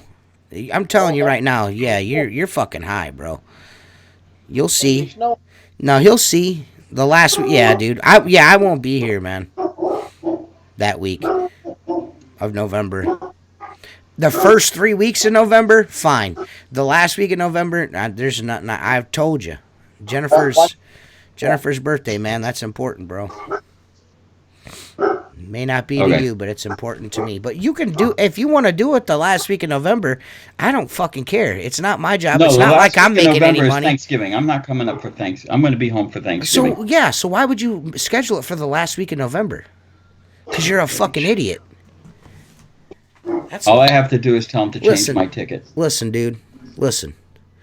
I'm not making no money. I'm coming up there to hang out with some jack. I'm losing money. By you coming to town, I'm losing money. I'm not gaining any fucking thing from this. When I get to watch you do some shit I'm not gonna know how to do when you leave. Well, you're gonna get more than just visual. Oh yeah, I'm sure I'll get visual. Give you some hands on. I'll give you some hands on this dick in your mouth. Why do you always go to that? Because I'm fucking secret queer. That's why I like the cock. Siamese queers. Siamese queers. Yeah. So see that movie? See that movie called Drill Bit Taylor? Yeah, I've seen that. Yeah, Siamese queers. We've got a pretty cool like maybe 5 to 6 weeks getting ready to come up here. The Halloween. Seriously, if anybody wants to be a part of the Halloween episode, message me privately. I want if you want to be a part of it, message me privately. But that'll be a Patreon only. And if you are a part of it and you're not a Patreon member, you'll still get to see it. I'll make sure you'll get to see the finished product. Mark's coming up in November, huh? That one's not going to be a live one. No, we're going to pre-record something. Mark's coming up sometime in November. So that's going to be a cool set of videos. I'm going to, of course, be shooting the shit out of that. Some of it, 90% of it, like the actual work, is going to be most likely private. But I'm shooting it for Mark for his purposes later on. So yes, it's going to be in a video, isn't it? Huh? You're going to do it for an instructional video, right? Kinda, maybe. I mean, it all depends on what Mark wants to do, but I want to make sure Mark gets some of his process on film, and I know it's hard for him to accomplish that because he's not good at that stuff. So I figured, if he lets me film some stuff and do some YouTube videos, and then I'll have some footage of him and his process, the things that he wants to make visual. He'll have those what clips. I want to do, TJ, is I want you to film everything, and then we'll go through what we're going to. Of course. But we always have it. You know what I'm saying? Yes. Because to me, it's a great opportunity. Yes. Because, I'm not a video guy. Right. So, Right, I think it'll be cool. It'll be helpful to you with what you've got going on here in the future. That's going to be kick-ass, and plus we're going to have a lot of fun. I'm sure we'll get to see the Big Show because that's his neck of the woods, so you'll get to see Josh, and we'll get to hug and go and have something to eat. We'll probably take you to Slyman's and have a nice corned beef sandwich with sauerkraut on that shit.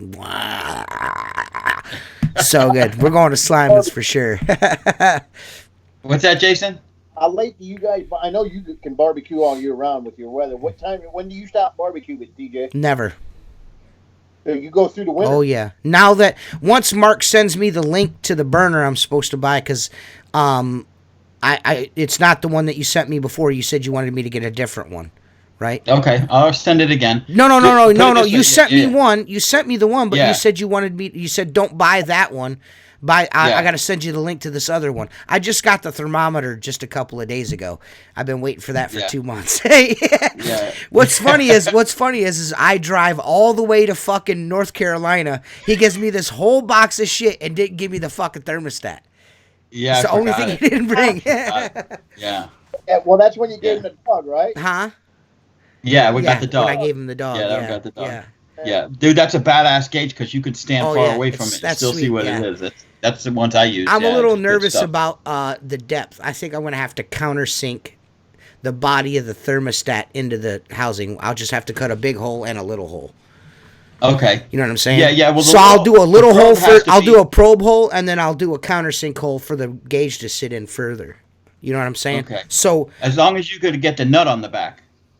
That's what I mean. I'm probably gonna have to countersink it through the outer body of the smoker. Okay, you know what I mean? So it sits in there so I can, because it's a wall that thick.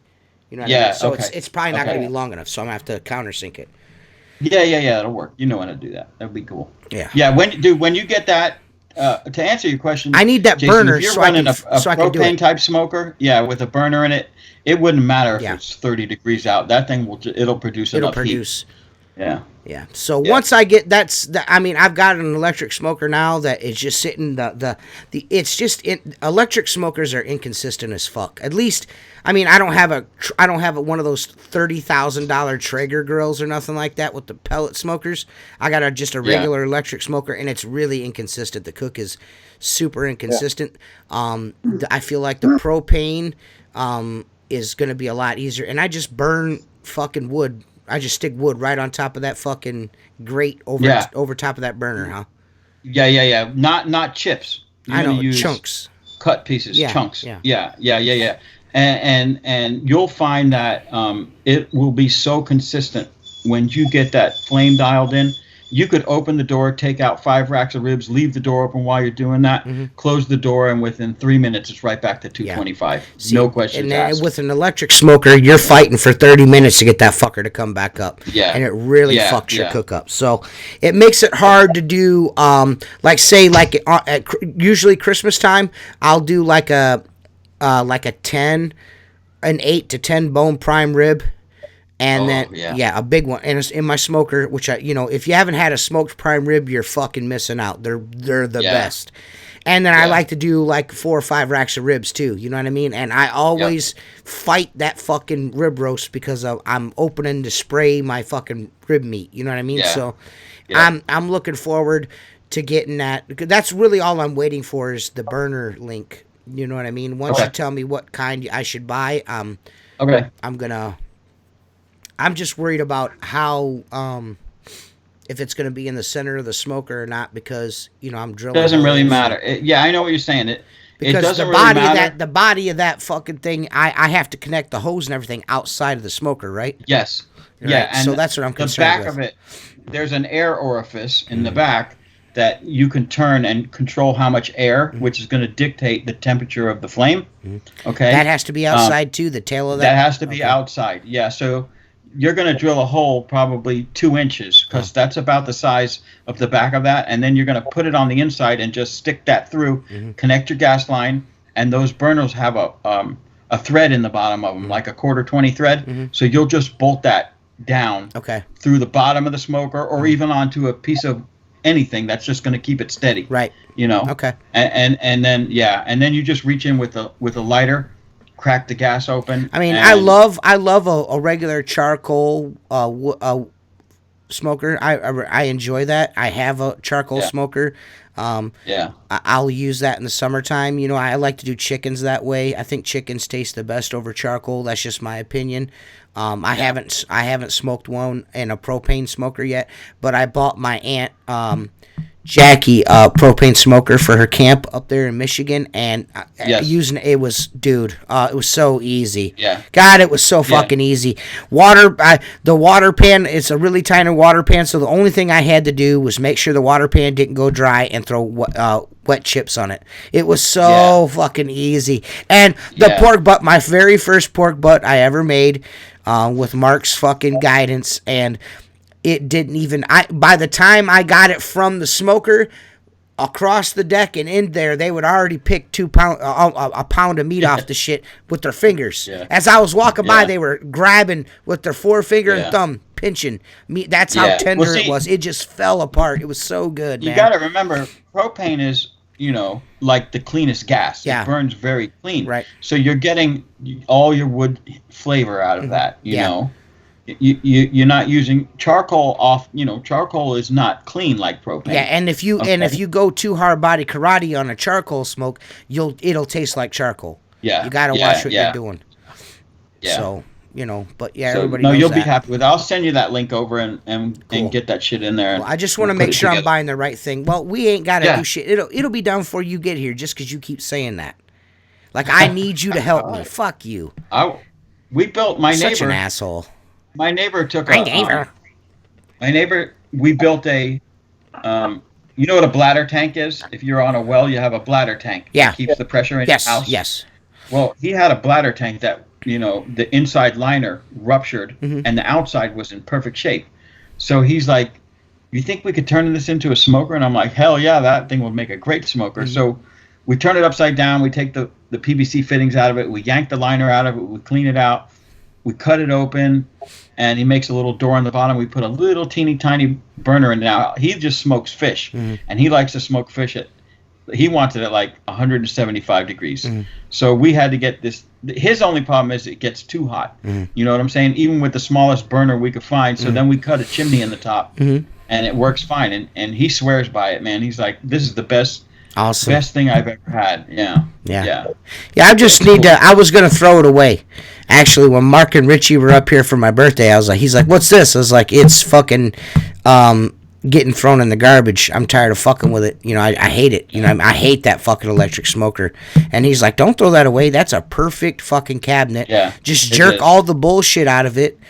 Scrub it all out, blast it out with the pressure washer, fucking jerk all the junk out of it, and then make it a propane smoker. And I was like, "Fuck, that's actually a really good idea." And I'll probably have a super badass gas smoker. So. Oh yeah, you will. No, it'll be good. Right. What else do I want to say before we get out of here? Oh,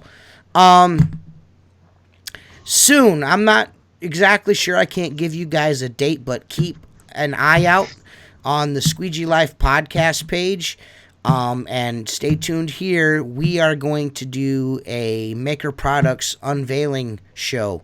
We're going to unveil the one or maybe several world premiere Maker Products we're going to unveil here on the podcast. We're going to have the brains behind Maker Products on here. I'm not going to tell you who he is, but he's going to come on and he's going to show us his new stuff. It's going to be pretty kick-ass, so you guys will get to see it here first. World premiere exclusives on the Squeegee Life podcast from Maker Products. It's going to be super awesome. Is he giving any free stuff away, or we have to? No, motherfucker. He just got fucking ripped off for some dude in China. He needs to make all the money he possibly can. I mean, possibly. That may or may not be. Yeah, Mark just dropped a deuce, son. I tell you what, the reason why I was so late getting in here, because, dude, I don't know what it is, but every time I get on the show, just before I get ready, I've got to take the worst shit I've ever had to take in my life. Every time. Mark's like, I'm on. I'm like, all right, great. So I'm walking in. I'm like, oh, God, I got to poop so bad. And then I go and completely destroy the bathroom, just wreck that shit. And it's, you know, something I just realized, dude? I haven't uploaded an audio podcast in fucking like 5 or 6 episodes. Jesus. I suck at yeah, dude, I'm not doing good. So that goes to Podbean, right? Yeah, Podbean and iTunes. Man, I'm fucking up. Yeah, I got to get that back together. It's just, dude, I've had a really busy fucking 3 or 4 weeks, man. Been real busy, man. Super busy. I got back from the huge convention, had that giant fucking job I had to do. You know what I mean? Yeah. And then, you left. You left early, the convention early to get on for that, didn't you? Yeah. I had to get, and then I did that, and then September was a fucking total shit show. I mean, I did like 9 gajillion fucking houses, and as soon as I got done with that, gutter season starts, and I got another huge fucking job, which I've been dealing with the last 2 weeks, and I had to button up the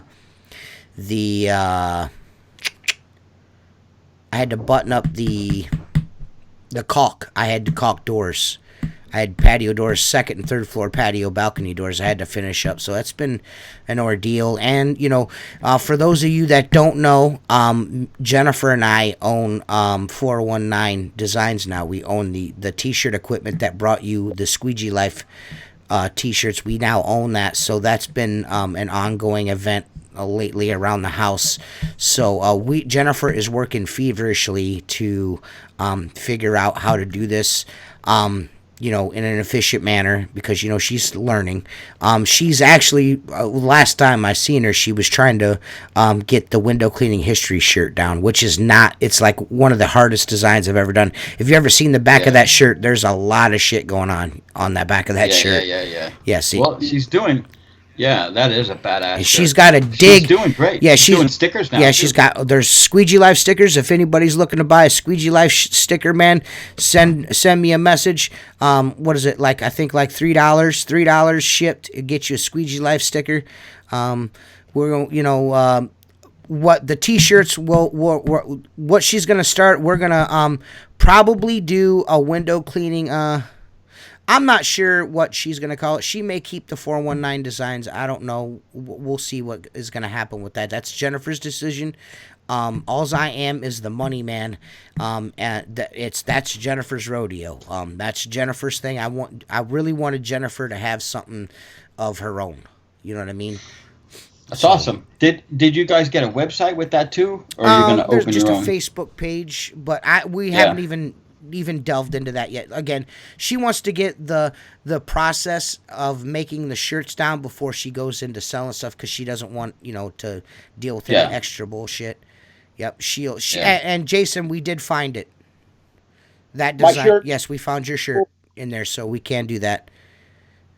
So yeah, that's my 419 Design. That's made by you guys. Yep. So nice. We'll do Squeegee Live shirts. We'll do company shirts if you guys want company shirts. We're gonna do the baby. He's got the Stranger Things Squeegee Life on his sleeve. Awesome.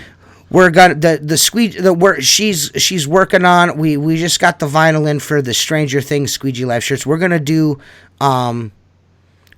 Stranger Things. We're gonna do hoodies and t-shirts for the Stranger, but we're going to change up the back. It's not going to say Free Richie B anymore, because we all know that's a moot point anymore, and we're probably going to do like Window Cleaners Unite or something like that, or Chicken and Peas. I haven't decided yet.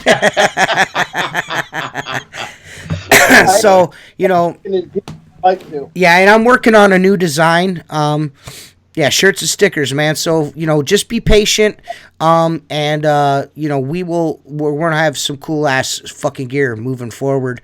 What she's trying to do is get the window cleaning history shirt down, because I really, really want to do hoodies of that, because that's like everyone's favorite shirt. So it's a very difficult shirt to pull off. There's a lot of labor that goes into the back of that shirt. You know what I mean? There's a lot of labor. Well, there's a lot of detail, Yeah, so that yeah, probably. yeah. So Yeah. it's Hey, I've got a question for you, Yes, sir. TJ. You mentioned caulking. Uh-huh.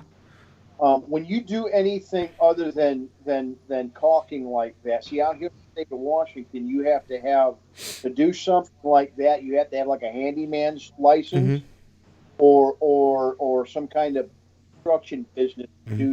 Yeah, I used to be a contractor, and people are asking me to do those things. I'm thinking I can't do it under this business. Right. I gotta have. So, do you do it under your? Yeah, I do it under the window cleaning business, because I don't do it often enough to warrant to warrant having to go out and do something extra just to do it. You know what I mean? Yeah, we've talked about that before, Jason. I'd like to touch on this, because I got into a situation on a building that had tremendous amount of leaks, whether they were expansion joints or windows. Yep. There were leaks in the building, so they said to me, we want because you have the accessibility to this area. Do you want to do some caulking for us? So of course I'm young and hungry and ready to go, and I start doing caulking. Well, I didn't get the leak. Okay, and if anyone's ever done caulking, again, it could be a roof, it could be a expansion joint, it could be A number of a things. million different things.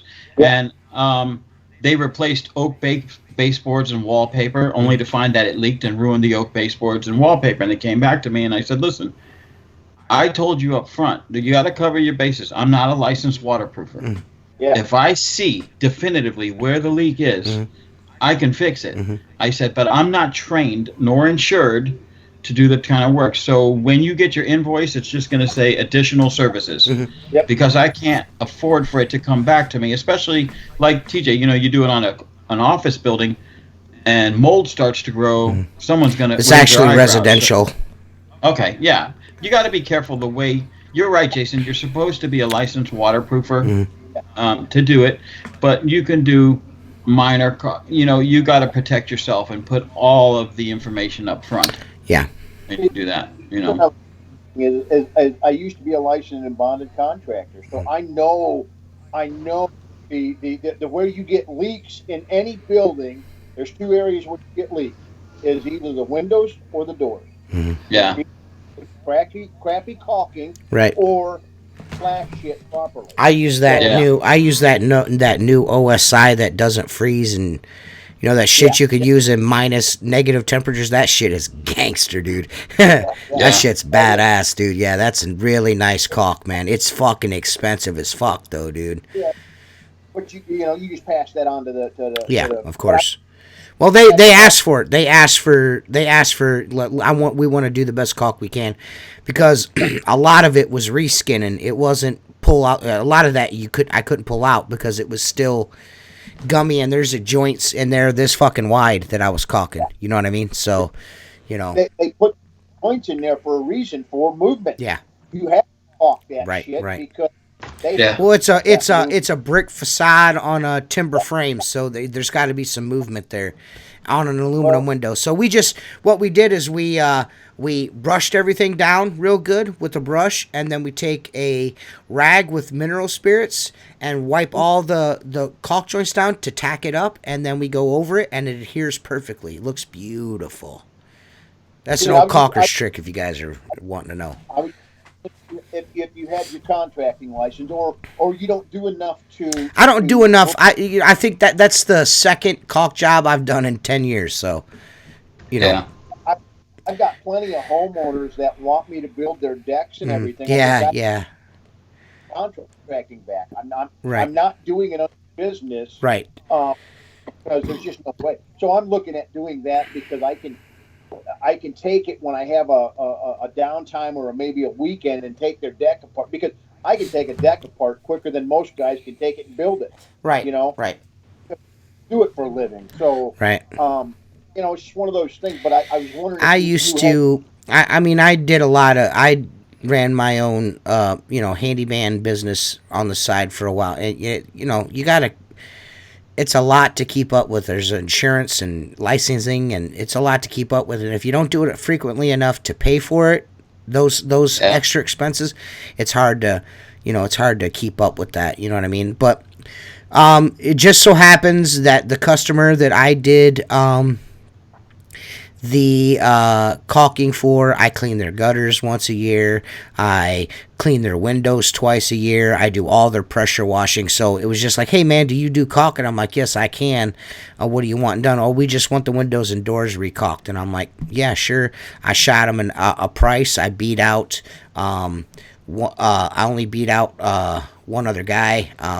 Everyone else was way cheaper than me. Yeah. There was one guy that was a little like, he was like a couple $1,000s more than I did, and then everyone else was way below. And I don't know how they were that cheap, but they gave it to me because they were gonna show up with crappy coffee. Right. Well, they weren't gonna give them. Yeah. I think they chose me because they've got my insurance information. I've done a shitload of work for them. They can trust me. Yeah, they can trust me in and out of the people's houses. They don't have to worry about shit. You know what I mean? So yeah. You mentioned gutter cleaning. How much do you do? How much gutter cleaning do I do? Yeah. You do a lot. No, I'm real picky when it comes to gutter cleaning. I fucking hate gutter cleaning, man. If I could justify buying one of those gutter vacuums, I would. But man, are they fucking expensive. I've got one. Do you? Do you like it? Does it work real good? Oh yeah, I got the Skyback. Oh, I heard those are pretty snazzy, man.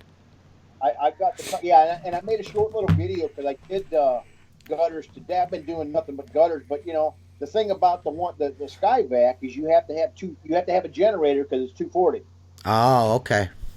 Yeah. So you have but I have 245 foot cords, and I pull my van up to where I can just drop it right outside the van, and everything goes from that point. Okay. And I barely that generator and the back. I mean, man, I made a short video, but I gotta upload it. But I don't. I've got the cool thing about the gutter vac or the Skyback. It's got a camera with it. Oh, okay. And you can record, but I don't know how to take that little card out of there to put the video up. So I gotta ask, will that thing suck up wet pine straw? Yes. Yeah. It's a 3-stage motor, man. That thing will. My cousin Mike is looking at buying. There's a gas powered gutter vacuum on the market. He's looking to purchase, and if he buys that, I'll never buy a gutter vac. But if anyone, would like to send me a gutter vac to review, Skyvac, RHG, any of you guys that have gutter vacs, you want to send me one to review, I'm all about that. I'm all about that. I will say this, TJ. I've got the Tucker telescoping aluminum. And I bought that one. I was going to buy a one from RHG, and I canceled the order because I found Skyvac. And dumbass me, I went and did a lease on the Skyvac. By the time I'm done paying the Skyvac, I could have bought two. Oh yeah, I did the same thing. I got into a lease on $5,000 worth of equipment that's going to cost me $10,000. Matter of fact, I think I've got 2 more payments. You can't even pay it off early. Mike, the glass guy, you ever go up a ladder and get to the top and be like, nah, not today? Yeah, dude. Hey, listen, today I had one like that, Mike. I bid this out, and I mean, it was 20 foot of gutter. I charged him $175 for 20 feet of gutter. And you know what, Mike? I got one to say. I was there. Mike says, go ahead. You get the ladder. I just said that. Ladder and be like, nah, not today. Sometimes I open the truck door and go, nah, not today. Yeah, that true. That too. But yeah, I had one of those today. It was like I said, it's 20 feet of gutter. The price was a little exorbitant for around here. That's a little much. But I'm I feel like if I'm doing something, I'm going to get what I want for it. I'm not going to do it just because the other guy does it cheaper. I'm not going to lower my price. This is what it's worth to me. And he's like, man, that's a little much.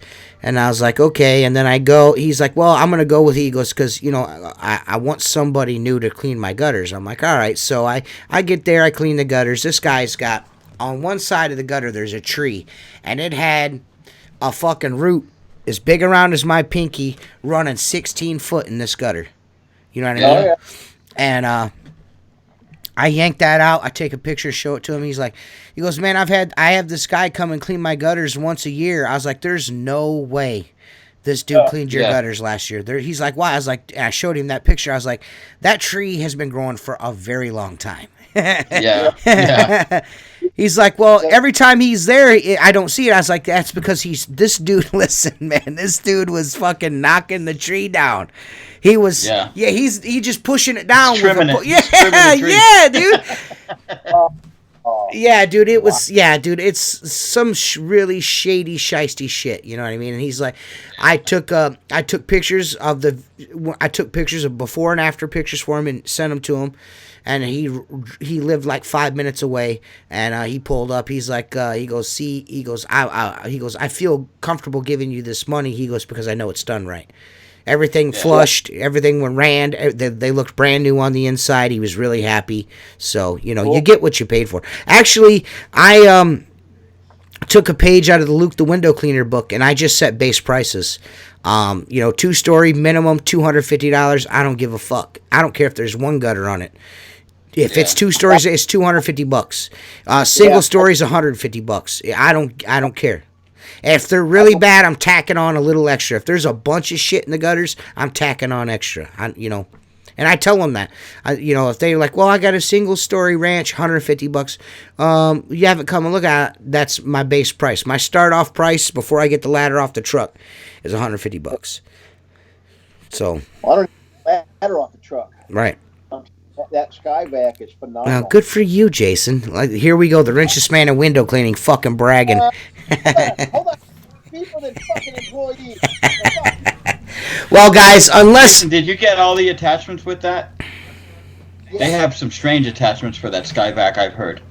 Actually, I didn't get the indoor, like the indoor dusting for like high. Yeah.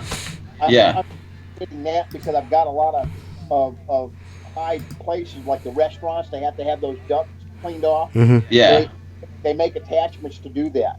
I heard that they have a molded rubber head to go on the end of that thing. That's so cool. I looked at it.